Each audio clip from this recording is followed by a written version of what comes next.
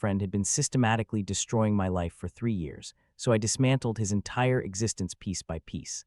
The thing about betrayal is that you never see it coming from the person you trust most. Marcus had been my best friend since college. We met freshman year, roommates assigned by some random housing algorithm that somehow put two guys from completely different worlds in the same dorm room. He was from money, old money, the kind where his family name was on buildings. I was there on scholarships, financial aid, working 2 jobs to cover what the loans didn't. We shouldn't have clicked, but we did. He was funny, charismatic, generous to a fault. I was serious, driven, focused on building something from nothing. We balanced each other, or so I thought. After college, we stayed close. I started a digital marketing company, bootstrapped, built from the ground up. Marcus worked at his father's investment firm, but he always said he wanted to do his own thing eventually. We'd meet for drinks every Thursday, talk about business, life, dreams. He dated models. I dated Sarah, a teacher I'd met at a coffee shop. Simple, genuine, perfect for me. Everything was normal until it wasn't. It started small, things I didn't notice at first. A client would suddenly back out of a contract, no explanation. Just gone, my business partner, Devin, started acting distant, questioning my decisions in meetings. Sarah seemed distracted, her phone constantly buzzing, smiling at texts she wouldn't show me. I chalked it up to stress, bad luck, normal relationship stuff. Then my biggest client, a tech startup that was about to go public, pulled their contract. 6-figure deal gone overnight. I called them, demanded an explanation. The CEO, Tom, sounded uncomfortable. "We just think we need a different direction," he said. "We heard some things about your company practices, about reliability issues." "What things?" I asked. He wouldn't say, just apologized and hung up. I sat in my office, staring at my phone. Heard some things. From who? I started digging. Called other clients who'd left, the ones I could get on the phone. Same vague answers. Heard concerns, questions about your stability. Someone said you were having personal issues affecting your work. All rumors, all lies, all from unknown sources. Someone was sabotaging me. I made a list of suspects. Competitors, former employees, anyone with a grudge. The list was short. I ran a clean business, treated people well, didn't make enemies. So who? Devin came to my office on a Tuesday. "We need to talk," he said. His face was serious, uncomfortable. He closed the door, sat down. "I'm leaving the company," he said. "What, why?" "I got an offer from another firm, better opportunity, more stable." "We're stable," I said. "Are we, Jake? We've lost 3 major clients in 2 months. Revenue is down 30%. I'm not sure this is viable anymore." I stared at him. Devin and I had built this company together 5 years ago. We'd survived recessions, algorithm changes, market shifts. And now he was bailing because of 2 bad months. "There's something else," he said. He wouldn't meet my eyes. "Marcus came to see me last month." "Marcus, my Marcus, why?" "He wanted to talk about the company, about investing potentially. Said he was concerned about you, about your decision-making. Said you've been erratic, making bad calls, that you were going through something personal." "That's bullshit," I said. "I know," Devin said quickly. I didn't believe him at first, but then the clients started leaving and I started wondering. "You started wondering if your business partner of 5 years was suddenly incompetent because Marcus said so." Devin looked miserable. He was convincing, Jake, had examples, dates, specific decisions, made it sound like he was trying to help, like he was worried about you. "What did he offer you?" Devin's silence was answer enough. "He offered you a job, didn't he, or money, or both?" "It's a good opportunity," Devin said weakly. "Get out," I said. "What? Get out of my office." "You're fired. You can't fire me. I own 40%. Watch me. I'll buy you out, fair market value, or we dissolve the partnership." "Your choice, but either way, we're done." Devin left. I sat in my empty office, pieces clicking into place. Marcus had gone to Devin, planted seeds of doubt, made an offer. Marcus had probably gone to the clients too, or sent someone, whispered concerns, raised questions. But why? What did Marcus gain from destroying my business? I went home early that day, found Sarah in the kitchen. She looked surprised to see me. "You're home," she said. "Yeah, rough day. Want to talk about it?" "Not really." I watched her, really watched her. The way she tucked her phone into her pocket when I walked in. The way she avoided eye contact. The new perfume she'd been wearing. The gym membership she'd suddenly wanted. "How long?" I asked. "What? How long have you been cheating on me?" Her face went white. "I'm not, Jake, don't. I'm too tired for lies, Sarah. Just tell me how long." She started crying, which I took as confirmation. "It's not what you think," she said. "Then what is it?" "He said you two were growing apart, that you didn't appreciate me, that you were so focused on work you barely noticed me anymore." Marcus." Her silence was deafening. "You're sleeping with Marcus." "It just happened," she sobbed. "We ran into each other at that charity event you skipped for work. We started talking and he was so attentive, so interested. He made me feel seen. I felt nothing. No anger, no hurt, just cold clarity." "How long?" I asked again. 4 months. 4 months. I'd been with Sarah for 3 years, planned to propose next month, had the ring in my sock drawer. And for 4 months, she'd been fucking my best friend. "Get out, Jake, please. Get out of my apartment." "This is my apartment too." "Not anymore. Pack your shit and leave. I'll have the locks changed by tomorrow. You can't just kick me out. Watch me." She left that night, still crying, throwing clothes into suitcases. I sat on the couch, staring at nothing. My business was failing, my partner had quit, my girlfriend had cheated, and all of it led back to Marcus. Marcus, who I'd trusted completely. Marcus, who'd been in my home, eaten my food, met my family. Marcus, who'd smiled to my face while systematically destroying everything I'd built. I should have been devastated, should have broken down, drank myself stupid, wallowed. Instead, I felt something else entirely. Clarity, focus, cold, calculated rage. If Marcus wanted to destroy me, fine, but I wasn't going down without understanding why. And once I understood, I was going to return the favor with interest. The next morning, I started investigating. Really investigating, not just asking questions, but digging. I hired a private investigator, a guy Devin had used once for a corporate case. His name was Ray, ex-cop, discreet, thorough. I need everything on Marcus Chen, I told him. Phone records, financial records. Properties, relationships, business dealings, everything.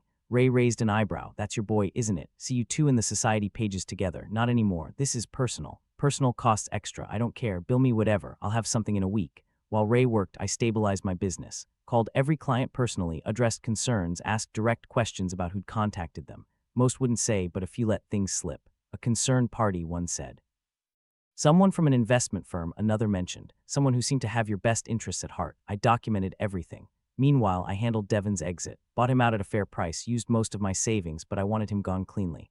No lawsuits, no drama, just done. He seemed relieved. I'm sorry, Jake, he said when he signed the papers. About believing Marcus, about leaving. You made your choice, live with it. I promoted my senior account manager, Keisha, to partner.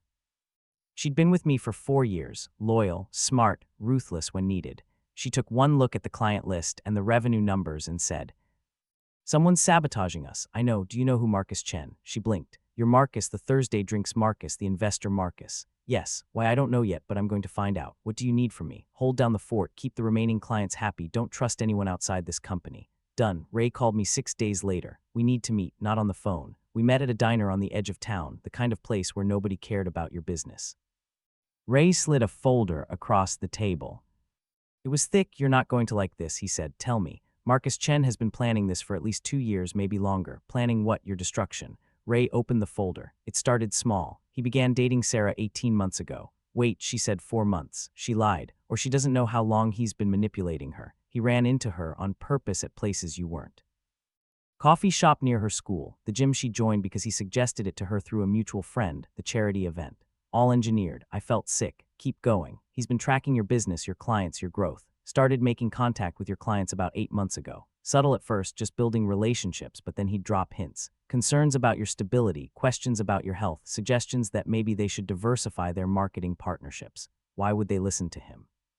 Because Marcus Chen comes from money, from credibility. When someone from the Chen family expresses concern, people listen. And he was careful, never direct accusations, just worried friend stuff. Ray flipped through pages. He went to Devin 3 months ago, offered him a position at a competitor firm, one Marcus has investments in. Better salary, better title, contingent on Devin leaving your company. The goal was to destabilize you. Business fails, relationship fails, support system fails, and then what? Ray met my eyes, then he swoops in. Offers to help, to invest, to save you, but on his terms with his control. He gets your company for pennies, gets the girl, gets to be the hero. Why, that's the question, isn't it? Ray pulled out another document. I dug into your history with Marcus. You two started a company in college, didn't you? A small one, I'd almost forgotten. Junior year, Marcus and I had created a social media app. Nothing fancy, just a campus networking thing. We'd worked on it for months, but it never went anywhere. We shut it down senior year. According to the original partnership documents, you owned 60%, Marcus owned 40%. That's right, I did most of the coding. Most of the work, Marcus funded it, but I built it. Do you remember what happened to the code, the concept? We shelved it, deleted the app, moved on. Ray slid a screenshot across the table. It was a tech article from 3 years ago. Chen Industries invests in new social networking platform. I looked at the screenshot at the app's interface. It looked familiar, very familiar. That's our app, not quite. Marcus took the concept, the code base, hired developers to rebuild it, launched it under a different name through a shell company. Then his family's investment firm invested in it publicly. The app sold 18 months ago to a major tech company for $40 million. I stared at the number, 40 million. Marcus's cut was about 12 million after investors and taxes. I felt like I'd been punched. He stole our idea. Technically, he'd argue he owned 40%, so he had rights to it.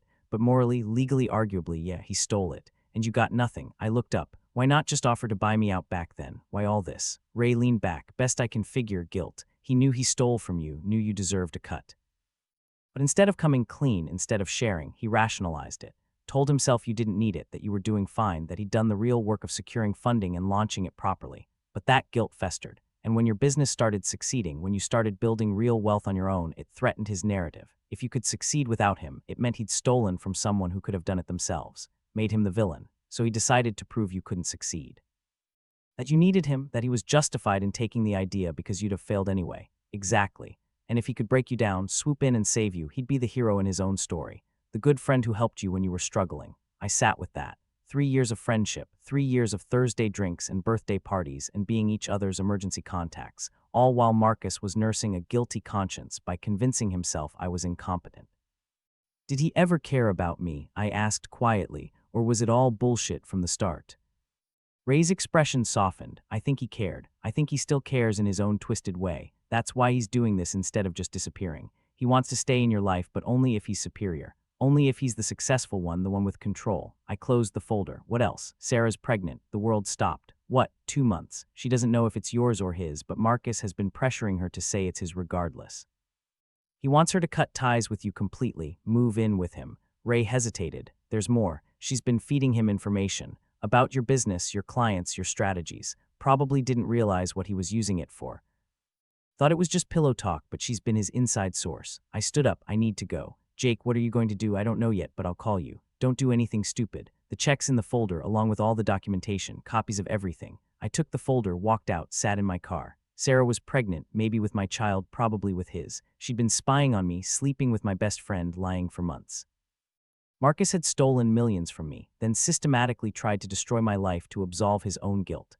My entire reality for the past 3 years had been a lie. I should have gone home, should have processed, planned, thought it through. Instead, I drove to Marcus's penthouse. The building was new, expensive, downtown with a view of the river. I'd been here dozens of times for parties, for game nights, for those Thursday drink sessions that continued late. The doorman knew me, waved me through. I took the elevator to the 23rd floor, knocked on Marcus's door. He opened it, surprised. Jake, hey man, wasn't expecting you. Thursday's still a few days away. Can I come in? Yeah, of course. He stepped aside. The place looked the same. Modern, expensive, sterile. He'd never had a personal touch with decorating. Just hired some designer to make it look like a magazine spread. Want a drink, he asked, heading to the bar. No, he poured himself whiskey anyway. What's up? You seem tense. I know about the app. He froze for just a second, glass halfway to his lips, then recovered. What app? The one we built in college. The one you stole, rebuilt, and sold for $40 million. His face remained neutral, but his grip on the glass tightened. I don't know what you're talking about. I know about Sarah. About the pregnancy, about you going to my clients to Devon. I know everything, Marcus. He set the glass down carefully. Jake, don't insult me by lying. I have documentation, phone records, financial records, all of it. He was quiet for a long moment, then he smiled. That smile I'd seen 1,000 times, charming, easy. It didn't reach his eyes. Okay, you got me, just like that. Okay, I mean, what do you want me to say? That I'm sorry. Would you believe me? No, exactly. So why pretend? He picked up his drink again, took a sip. The app was ours, Jake, both of ours. I had every right to develop it. After we agreed to shelf it, after we deleted it. Details. You stole from me. I capitalized on an opportunity you were too scared to take. We could have built it together. You didn't want to. You wanted your little marketing company, your stable clients, your safe choices. I saw potential and I took it. And the rest, going after my business, my girlfriend. Marcus's expression hardened. You want honesty. Fine. Watching you succeed, watching you build something, acting like you did it all yourself, it pissed me off. You had nothing, Jake. Scholarships, 2 jobs, bargain bin clothes. I gave you opportunities, introduced you to people, funded our projects. You act like you're self-made. You're not. You built everything on foundations I provided. That's bullshit and you know it. Is it? Where did your first 3 clients come from? Referrals from people I introduced you to. Where did you get the idea for your signature marketing strategy? From a conversation we had about psychological triggers. I've been the invisible hand behind your success and you never acknowledged it. So I decided to take it away, see how you do without me. You wanted me to fail. I wanted you to need me, to see that without my help you're nothing. And Sarah, he shrugged. She was lonely. You worked 80-hour weeks, ignored her, took her for granted. I gave her attention. The pregnancy was an accident. But honestly, it works out. She's better off with me. You're delusional. I have money, connections, stability. What do you have? A failing business and a 1-bedroom apartment. She's already halfway moved into my place. I felt that cold clarity again, sharp and clean. You think you've won, I think I have won. Jake, listen, this doesn't have to be ugly. You're right, you deserve something from the app. I'll cut you a check, $500,000, that's fair. In exchange, you walk away. From Sarah, from any claims on the app, from our friendship. Take the money, start over somewhere else. Maybe Denver, I hear the market's good there. You want to pay me to disappear. I want to resolve this cleanly. We were friends once. I'd rather not destroy you completely, but I will if you push this. I looked at him, really looked at him. Marcus Chen, trust fund baby, thief, manipulator. He thought he'd won. Thought $500,000 would make me go away. He had no idea what was coming. Think about it, I said. Good man. He smiled, genuine now. He thought he'd closed the deal. I'll have my lawyer draw up papers. We can sign next week. Sure. I left, took the elevator down, walked to my car. Sat in the driver's seat, gripped the steering wheel. $500,000 to disappear, to let him have Sarah, have the credit, have the narrative. To accept that I was nothing without him, not a chance. I called Ray. I need your help with something. Legal or illegal, Ray asked.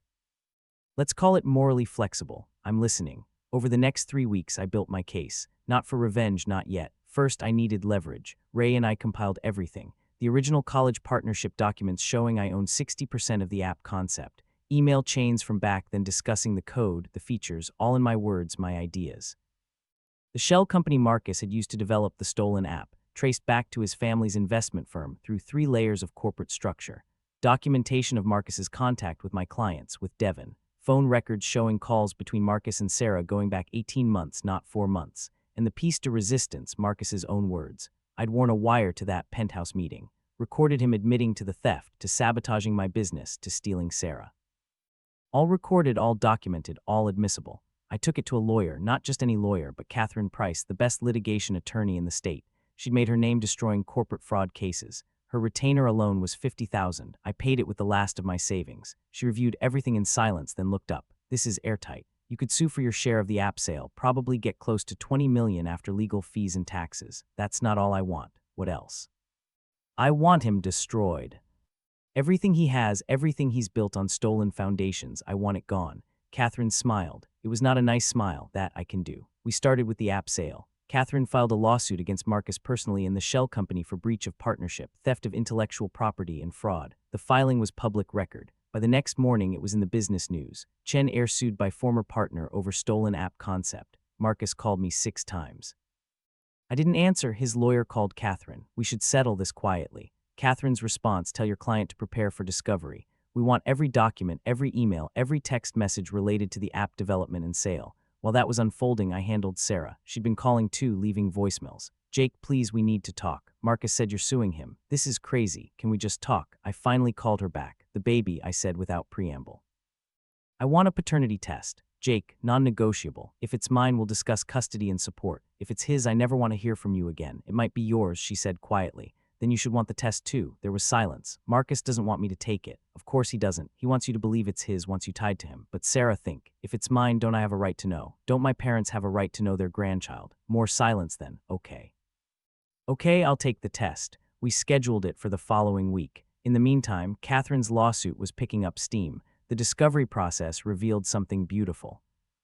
Marcus hadn't just stolen from me. The shell company he'd created had multiple investors, people who'd put money into developing the app. But Marcus had lied to them about owning the original concept, had presented my code, my ideas, as his own. Those investors were now liable in the lawsuit too, and they were not happy. 3 of them flipped immediately, provided documentation of Marcus's misrepresentations, his lies about ownership. One of them was his own father's investment firm.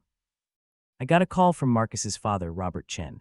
Mr. Chen, I said when I answered. Jake, Robert's voice was cold. I've reviewed the lawsuit, the documentation. Is it true? Every word. There was a long pause. Marcus told me he developed that app himself. Showed me prototypes, code, business plans. All of it was mine, from college. He stole it, repackaged it, and sold it. And you have proof. Emails, documents, recordings, witnesses, everything. Another pause.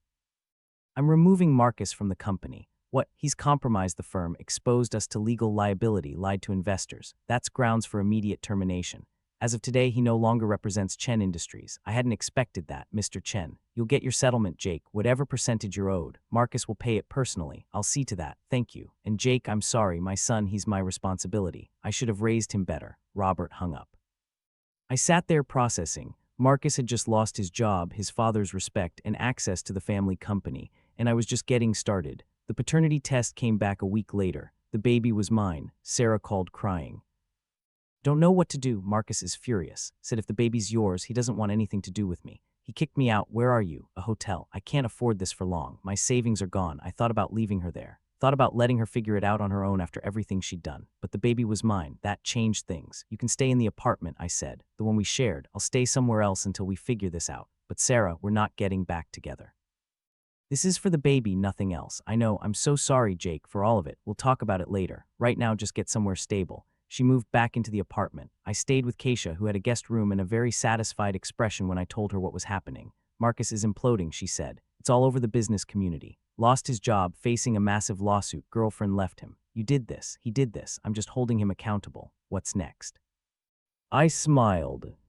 Now I go after everything else. Catherine had been busy. The lawsuit expanded. We added claims for the sabotage of my business, tortious interference with contracts, intentional infliction of emotional distress. Every client Marcus had contacted, we documented. Every lie he'd told, we cataloged. His legal bills had to be astronomical. And here's the beautiful part, because he'd been fired from Chen Industries, he lost access to their legal team, had to hire his own attorneys.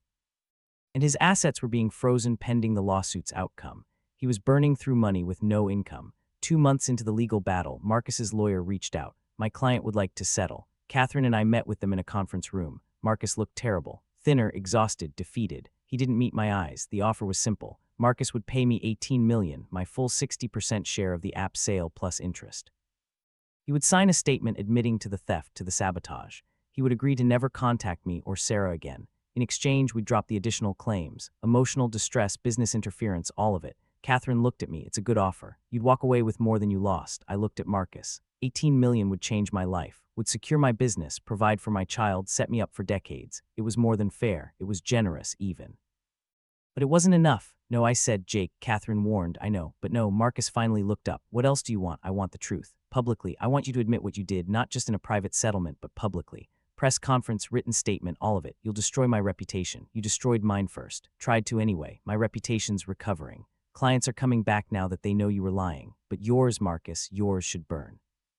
His lawyer started to argue, but Marcus held up a hand. Fine, I'll do it. 1 week later, Marcus held a press conference. Standing in front of cameras, looking broken, he read a statement his lawyers had drafted and I'd approved. 3 years ago, I stole a business concept from my former partner and friend, Jake Morrison. We developed the idea together in college, but I took it without his knowledge or consent, developed it privately, and sold it for substantial profit. I kept all proceeds and allowed Jake to believe the idea had simply failed. Additionally, over the past year, I systematically sabotaged Jake's business by spreading false information to his clients and employees.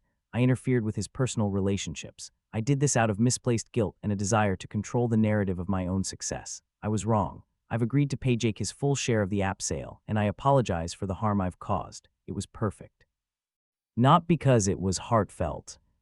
It wasn't. Marcus read it like a hostage statement, but because it was public, permanent. His name was now tied to fraud, to theft, to betrayal. Every future employer, every business partner, every person who Googled his name would find this. The settlement was finalized the next day. $18 million deposited into my account. I stared at the number, at the comma and zeros. It was real. Marcus had one more surprise, though. After the press conference, after the settlement, he called me. One last time. I almost didn't answer, but curiosity won. What? I just wanted you to know, he said, his voice hollow. I did care about you. In the beginning, in college, that friendship was real. When did it stop being real? When you didn't need me anymore. When you started succeeding on your own. It made me feel worthless, so you tried to make me worthless instead. Yeah, I guess I did. There was a long silence. Was any of it worth it? I asked. The money, the app, Sarah, did it make you happy? No, nothing did. That's the difference between us, Marcus. I was happy. Before you, before all this. I had enough. You never did. I hung up. Never spoke to him again. The aftermath was strange. Suddenly, I had money. Real money. Generational wealth money. I paid off the business loans, gave Keisha a massive bonus and equity stake, hired back the employees we'd had to let go, expanded. Within 6 months, the company was thriving again. Clients came back, new ones signed on. Turns out, being the victim of a publicized fraud case made people trust you more. Sympathy contracts, Catherine called them. Whatever worked. Sarah and I worked out custody arrangements. We weren't together, would never be together, but we were civil, co-parents. The baby, a girl we named Emma, was born healthy. I was there for the birth, held her, felt something shift in my chest. She was innocent in all this, deserved better than the mess her parents had made. I bought a house, nothing ostentatious.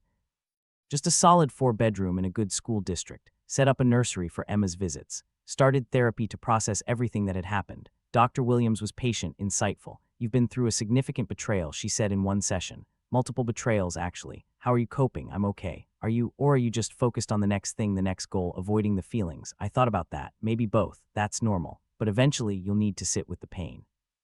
Not the anger, you've processed that. The pain underneath. the grief of losing a friend, a partner, a version of your life you thought you'd have. I did sit with it eventually, let myself feel the loss. Marcus and I had been real friends once, that wasn't a lie. And losing that, even after everything, hurt. Sarah and I had been happy once too, before the lies. That was real, and grieving it was necessary. But I also felt something else. Relief.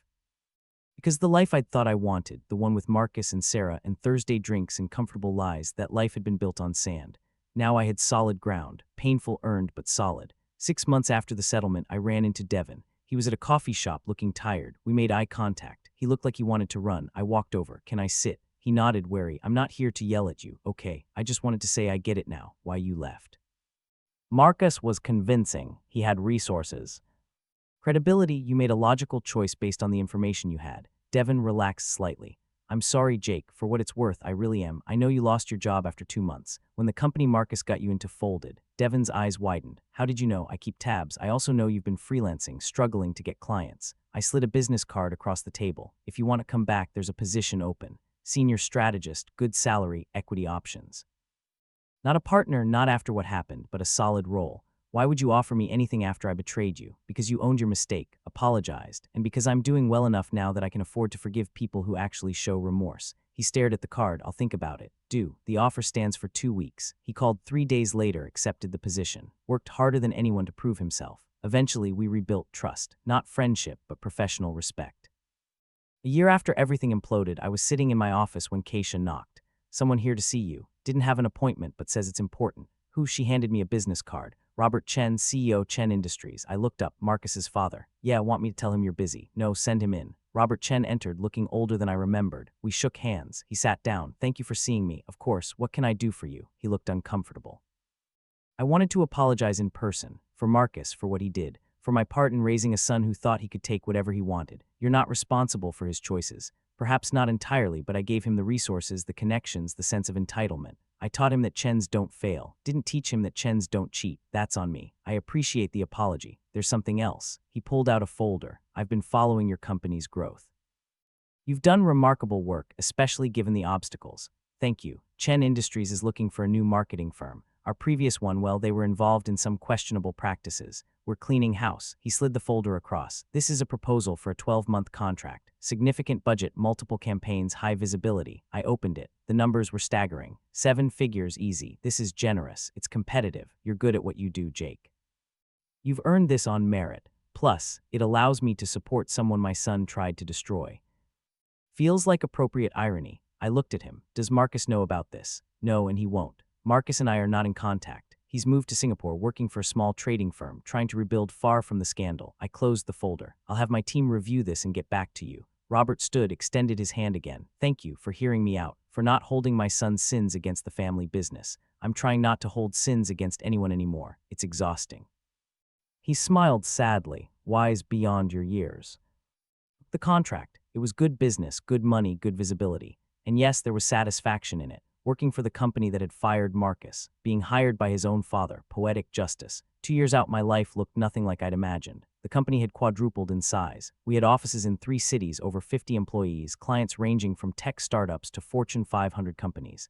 I'd been featured in business magazines, invited to speak at conferences. The boy who'd gone to college on scholarships was now worth over $30 million.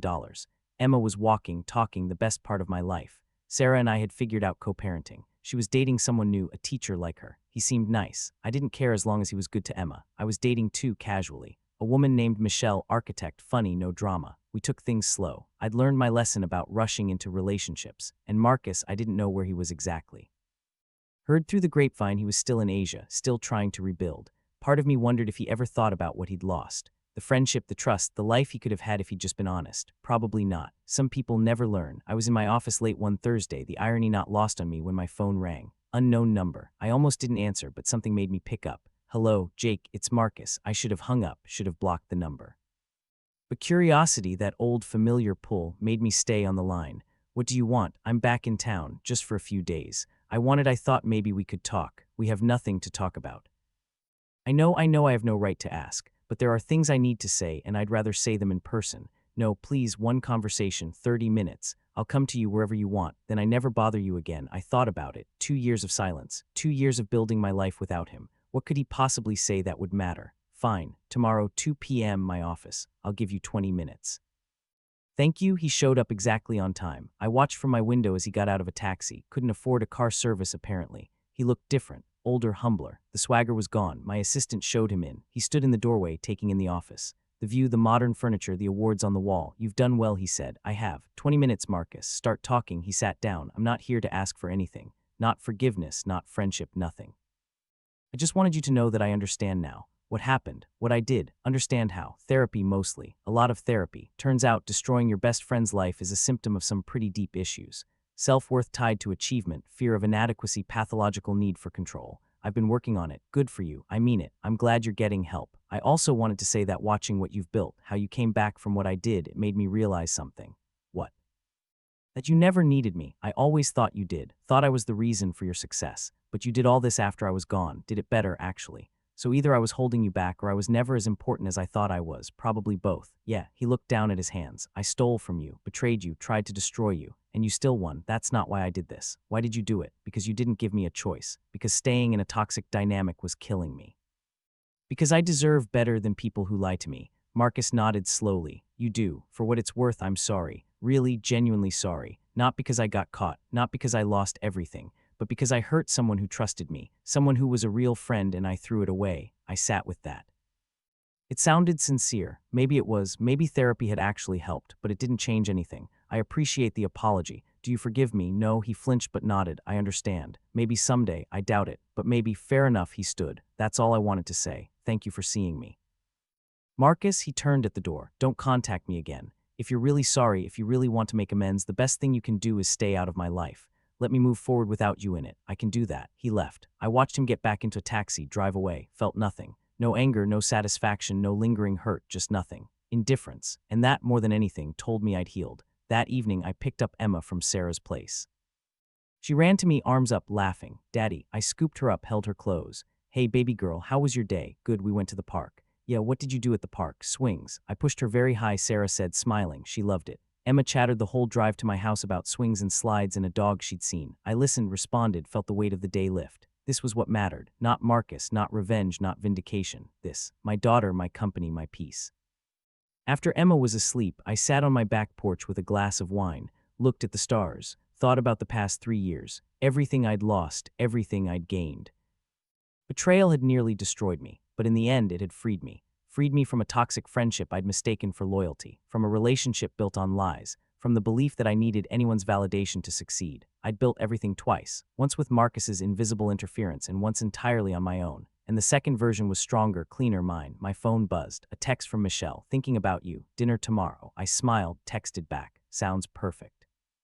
Life wasn't perfect. Emma would grow up with divorced parents. Marcus would always be a part of my history. The betrayal would always sting somewhere deep if I let myself think about it too long. But I was happy, truly, solidly happy. And that was the best revenge of all. Not Marcus's public humiliation. Not the lawsuit or the settlement. Not even the success I'd built. It was this. Living well. Loving my daughter. Building something real. Being genuinely content. Because at the end of the day, Marcus had tried to prove I was nothing without him. And I'd proved the opposite. That I was everything in spite of him. 3 years after that final meeting with Marcus, I got an email. Subject line, congratulations. I almost deleted it, but the sender made me pause. Robert Chen. I opened it. Jake, I saw the news about your company's acquisition. 200 million is extraordinary. You should be very proud. I wanted you to know that Marcus saw it too.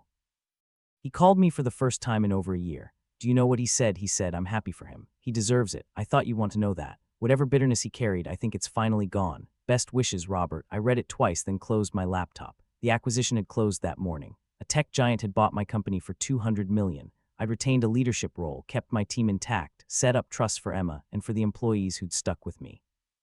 It was surreal, overwhelming, validating, and Marcus was happy for me. Maybe he meant it. Maybe therapy had worked. Maybe he'd finally let go of the jealousy, the need to compete.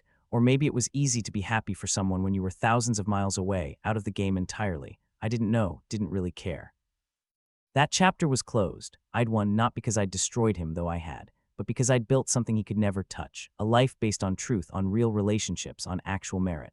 Marcus had taught me an important lesson. That betrayal shows you who people really are, and more importantly, who you really are. I could have become bitter, vengeful, consumed by hatred, and for a while I was, but I'd channeled it into something productive, used it as fuel to build something better. That night I celebrated with the people who mattered. Keisha and the team, Devin, who'd become a trusted colleague again, Michelle, who'd stuck around through the chaos and become something real, something permanent. We'd gotten engaged 2 months earlier, simple proposal, nothing flashy, just real. And Emma, who didn't understand any of it but loved the cake. As I watched my daughter's face light up with frosting and candles, I realized something. Marcus had tried to take everything from me. My business, my relationship, my confidence, my future. But he'd failed.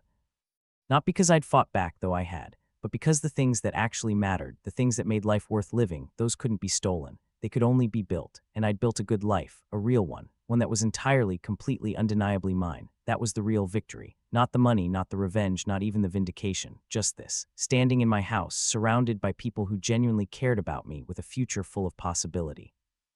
Marcus was somewhere in Singapore, probably still working through his issues, still trying to figure out who he was without the entitled prince persona. I hoped he found peace genuinely, not for his sake but for mine, because carrying hatred was exhausting and I was done being exhausted. I was done letting him take up space in my head, done wondering what if, done playing out alternative scenarios where things went differently. This was the reality. He'd betrayed me. I'd survived, more than survived. I'd thrived, and now finally I was free. Free of the anger, the hurt, the need for him to understand or apologize or suffer. He'd done all three, and it had changed nothing about my life. My happiness didn't depend on his misery. Never had. I just needed time to realize it, so I let it go, all of it. The last remaining threads of resentment, the lingering what-ifs, the small, dark satisfaction I'd felt at his downfall. I let it all go, and in its place I found something better. Gratitude for the lesson, for the strength I'd discovered, for the life I'd built from the ashes. Marcus had meant to destroy me. Instead, he'd forged me into someone stronger, someone who knew their worth. Someone who didn't need validation or rescue or anyone's permission to succeed. For that, in a twisted way, I was almost thankful. Almost. The next morning I woke up early, went for a run, watched the sunrise, came home to Emma making breakfast with Michelle, sticky pancakes and too much syrup and laughter. Normal, beautiful mind. My phone was off. The emails could wait. The meetings could wait. The world could wait, because I'd learned something in the past few years. Success wasn't about the money or the recognition or proving people wrong. It was about these moments, the quiet ones. The real ones, the ones that couldn't be bought or stolen or faked. Marcus never understood that. Maybe he never would, but I did, and that made all the difference. A year later, Michelle and I got married. Small ceremony, just close friends and family. Emma was the flower girl, took her job very seriously, threw petals with intense concentration. Sarah came with her husband, congratulated us genuinely. We'd all moved on, found our places. The company continued to grow under new ownership. I stayed on as creative director, less stress, more creative freedom, better work-life balance. Spent more time with Emma, with Michelle. Traveled, lived. One evening, 5 years after everything had started, I was putting Emma to bed. She was 7 now, smart, funny, asking a million questions about everything. "Daddy," she said as I tucked her in. "Yes, sweetheart." Mrs. Patterson said families come in all shapes. That there's no wrong way to have a family. Mrs. Patterson is very smart. Do you think our family is weird? I sat on the edge of her bed. Why would you think that? Because I have you and Mommy, but you don't live together. And I have Michelle, who's not my real mom, but I love her. And Mommy has David. And sometimes kids at school say that's weird. I thought carefully about my answer. Our family is different, I said, but different isn't weird. It's just different. And you know what? You're loved. By me, by your mom. By Michelle, by David. You have so many people who care about you. That's not weird, that's lucky. She thought about that. I am lucky. Yes, you are. She hugged me tight. I love you, Daddy. I love you too, baby girl. After she fell asleep, I went downstairs. Michelle was on the couch reading. She looked up, smiled. She okay. She's perfect. We have a good kid. We do. I sat next to her, pulled her close, thought about the journey that had led here. The betrayal, the pain, the revenge, the healing. All of it had been necessary. All of it had shaped me. If Marcus hadn't stolen from me, I might never have built my own success. If he hadn't destroyed my relationship with Sarah, I might never have found Michelle. If he hadn't forced me to stand on my own, I might never have discovered my own strength. It was a strange thing, being grateful for betrayal. I wasn't grateful to Marcus, would never thank him, but I was grateful for the journey, for who I'd become on the other side of it.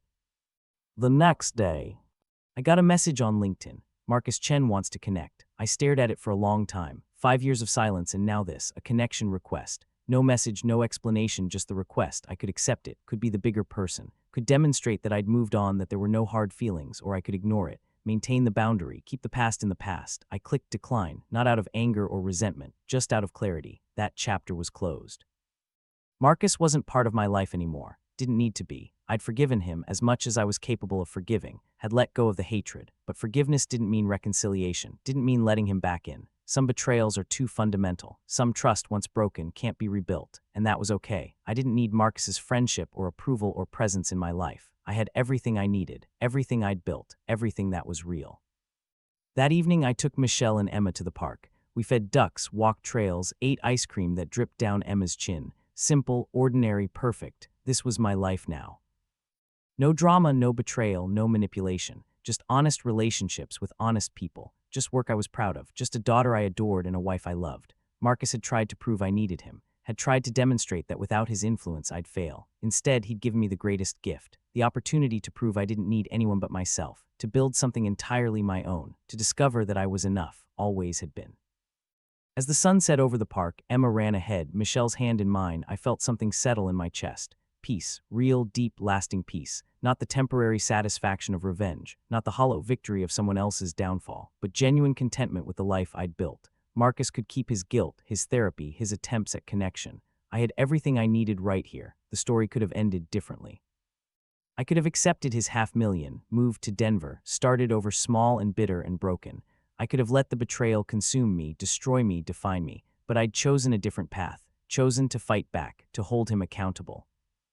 To build something better, and in doing so I discovered who I really was. Not Jake, Marcus's friend. Not Jake, who needed connections and help and rescue. Just Jake. Self-made, strong enough. That was the real ending. Not triumph over an enemy, but triumph over the belief that I needed anyone's validation but my own. Years continued to pass. Emma grew up confident, loved, secure. She knew her story, knew her family was different, wore it with pride. Michelle and I built a life.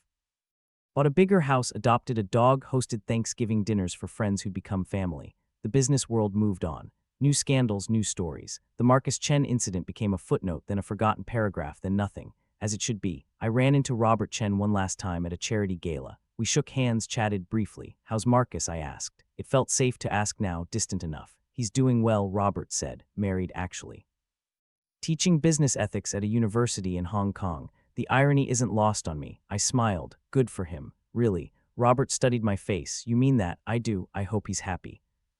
I hope he's learned. I think he has. Thanks to you in part. I didn't do it for him, I know, but consequences taught him what privilege never could. We parted amicably. I returned to Michelle, to the life we'd built. Thought about Marcus teaching ethics, about second chances and redemption and the strange paths life takes. Maybe he had changed. Maybe he'd become someone better. Maybe the public humiliation and loss had forged him into someone real. Or maybe not. Either way, it wasn't my concern.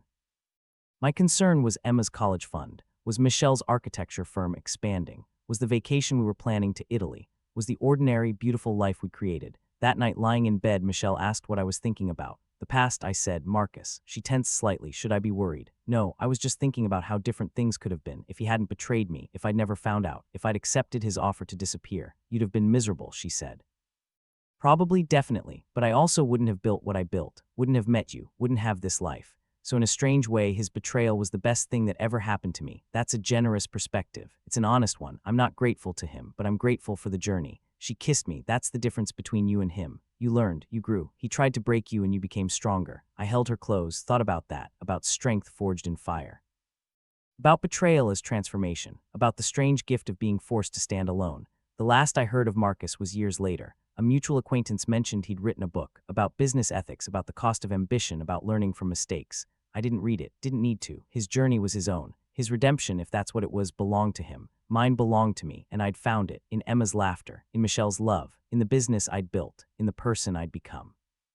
I was 52 when I finally retired, sold my shares in the company, set up trust funds, donated to scholarships for kids like I'd been, kids with nothing but potential and drive. Emma was in medical school. Michelle's firm was thriving. I'd lived a good life, a real one, built on truth and effort and genuine relationships. And sometimes, on quiet mornings, I'd think about Marcus, wonder where he was, what he'd become, whether he'd truly changed or just learned to fake it better. But mostly I didn't think about him at all, because the best revenge wasn't his suffering, wasn't even my success. It was indifference, the ability to live my life completely untouched by his existence, to have processed the betrayal, learned from it, and moved on, to be genuinely, thoroughly done. That was freedom, that was victory, that was peace, and it was enough, more than enough. It was everything.